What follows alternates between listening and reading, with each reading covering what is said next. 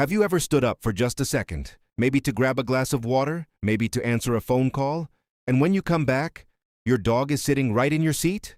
Not just anywhere, your exact spot, the same place you were just sitting. And you pause for a second and think, seriously? Of all the places in the house, why that one? Why your seat? Maybe you laugh, maybe you get a little annoyed. But what if I told you this isn't random at all?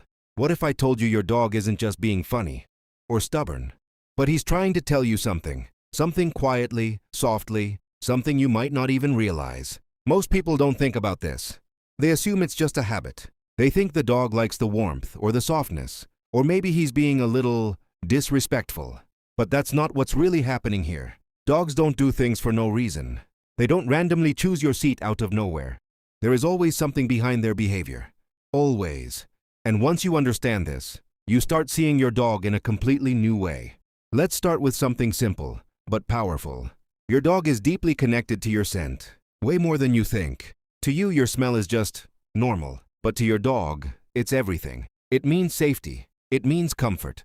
It means home. It means connection. And most importantly, it means you. So when you sit somewhere, you leave your scent there, on the chair, on the couch, on the bed. That place becomes your place. And when you leave, even for a moment, your dog knows. He sees that spot. He smells you there. And for him, that's the closest thing to being with you, even when you're not there. So what does he do? He goes there. He sits in your spot, not to annoy you, not to steal anything, but because that's where he feels closest to you. It's like he's saying, if I stay here, I'm still with you. And when you start seeing it this way, everything changes. But it doesn't stop there. Sometimes it goes deeper. Sometimes your dog isn't just looking for comfort. He's looking for your attention.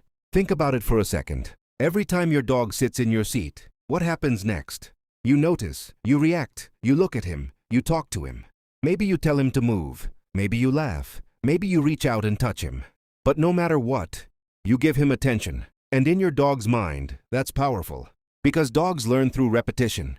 They notice what works. And if sitting in your seat makes you look at him, talk to him, interact with him, then, in his mind, that behavior works perfectly. So what does he do? He repeats it again and again. Because for him, it's one of the easiest ways to connect with you. And here's something even deeper. Something most people miss entirely. Sometimes your dog sits in your spot because he feels a little lonely. Yes, even when you're in the same house, even when everything seems normal. Dogs are emotional beings. They feel your energy. They sense your mood. They notice when you're distracted, when your mind is elsewhere, when you're physically present, but not really present. And that affects them more than you think. So what do? They go to the place that smells like you. They sit there. They stay there. Because it gives them comfort. Because it makes them feel close to you. Even if you're not paying attention. It's not just about a seat. It's about connection. And now let's make this crystal clear. This is not about dominance. Your dog is not trying to take over your place. He's not trying to challenge you. He's not plotting or manipulating. He's just being a dog.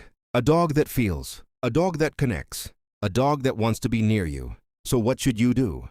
Do you need to stop him? Correct him? Get angry? No, not at all. What you need is understanding. Understanding what your dog is trying to communicate. Because once you understand, your reaction changes. Instead of annoyance, you might give him a little attention. Instead of pushing him away, you might sit with him for a moment. Instead of ignoring him, you might see it for what it really is. A small signal, a quiet message, a moment where your dog is trying to feel closer to you. Because sometimes, it's not about the seat. It's not about the couch. It's not about the place. It's about you. So the next time you stand up for a moment, come back and see your dog sitting right where you were. Don't react the same way. Pause.